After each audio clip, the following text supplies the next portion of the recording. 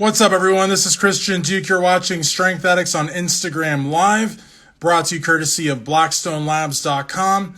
Remember, folks, loyalty is everything. In this industry, plagued by backstabbing, plagued by gossip, loyalty is so important, guys. The Legion, the sponsored athletes, the BSL crew, it's so powerful, guys. It's so powerful because whether you're watching PJ Braun's lives, whether you're at Braun Army meetups, whether you're, wearing the apparel, Blackstone Labs really truly is an army of people. And it's a great brand. I mean, I love so many of the products. PJ hooks me up. I love the Trojan horse. You guys know I love the Euphoria. Euphoria is basically like a legal drug is really what it is. I mean, because it really knocks you on your ass. So today, I'm really excited because we have Chelsea Sparkman. Now, her story is really, really interesting because, she got started out thinking she was going to be doing figure. And, she got with a coach and it didn't work out. Sometimes it doesn't work out. And, what's important about that is that, you could have a great competitor and you could have a great coach, but for whatever reason, they just don't sync. You know what I mean? It happens. You know what I mean?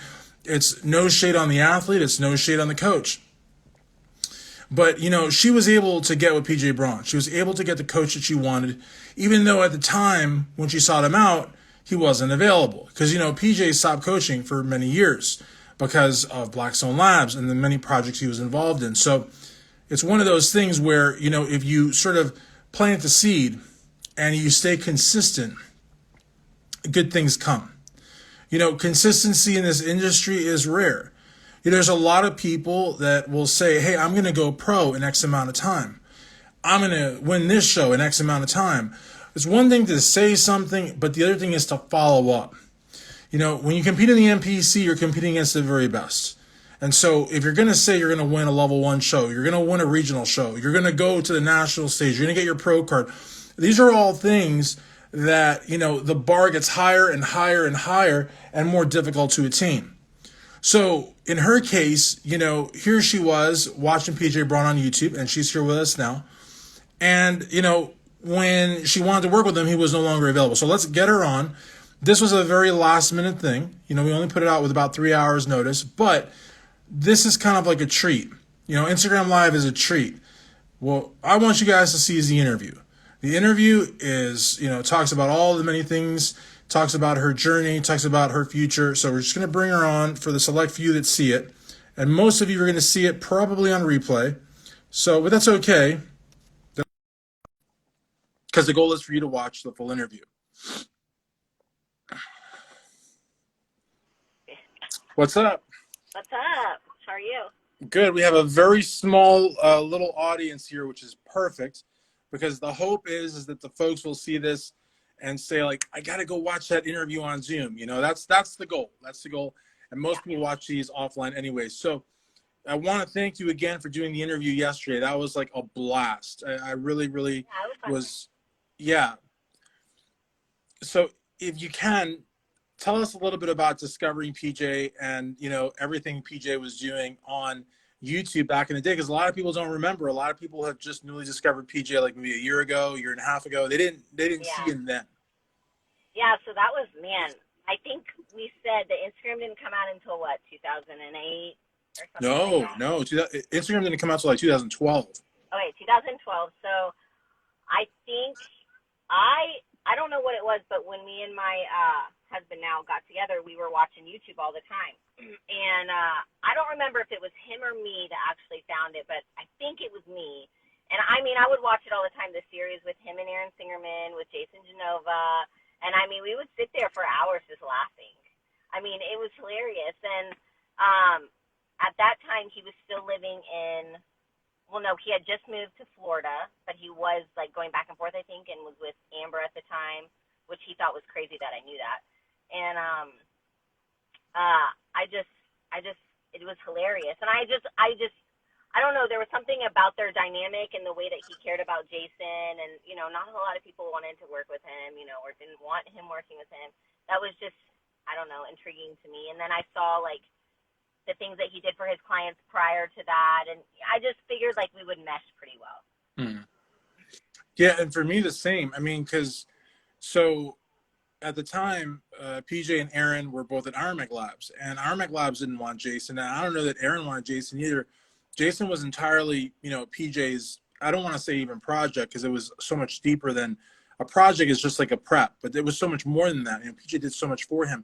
And I think as a result of PJ always having his back, always, showing him support and guidance, even though Jason, is notorious for falling off those diets, it created a lot of entertainment. I don't think that was like the goal, but it just was just one of the things that happened as a result. And so when you actually reached out to PJ, this is at the phase where he was no longer coaching, right?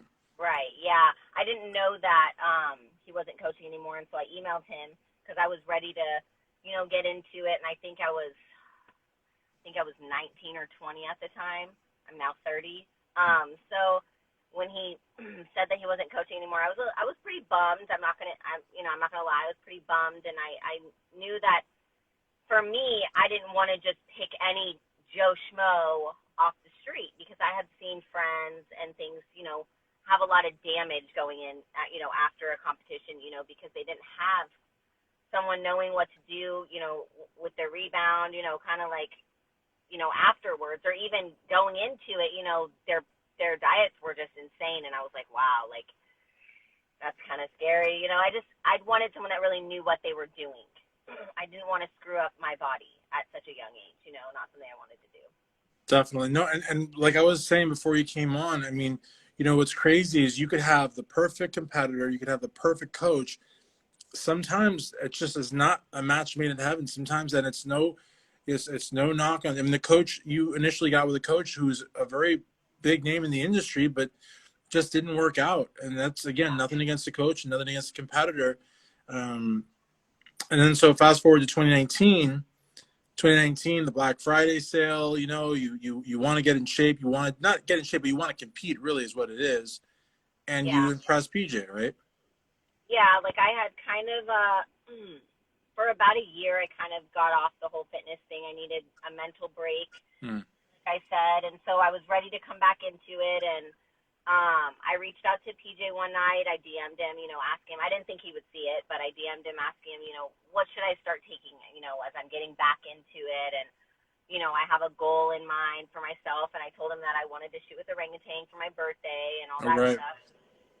So he sent me a bunch of stuff and put me on kind of like my own little protocol thing, and which was really, really nice. And then we kind of kept in touch. He asked me how things were going, how the products were working for me. And then Black Friday came, and they did this, if you spend X amount of dollars, you get entered into win for PJ to coach you through the BPJ.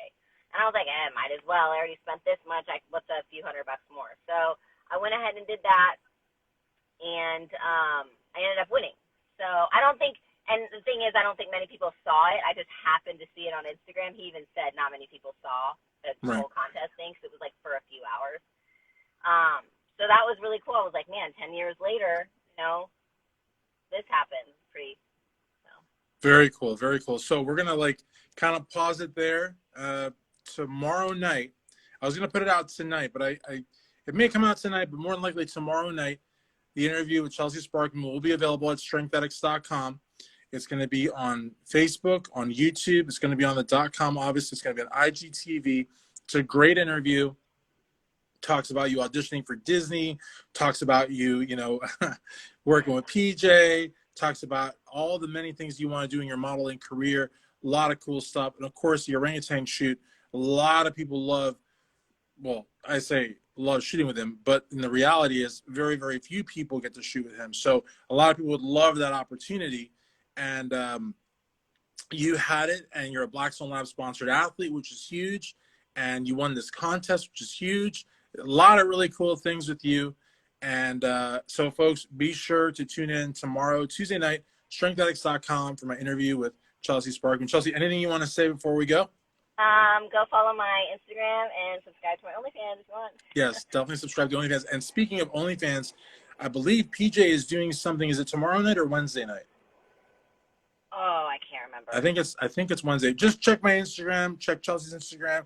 PJ Braun is doing a special on monetizing social media, and OnlyFans is a big topic there. You guys want to check that out. You can make a lot of money on OnlyFans. You got to know how to market yourself. And maybe even Chelsea, I think Chelsea at some point may do like a podcast or an ebook or something like that to share her wealth of knowledge, because I think it's really important. I think you guys, if you love social media, you should be monetizing it. So Chelsea, thank you so very much for yesterday. Guys, check out our interview at StrengthAddicts.com. Those of you just coming in now, you can rewatch this on IGTV. Thank you so much, Chelsea. Yeah, thank you.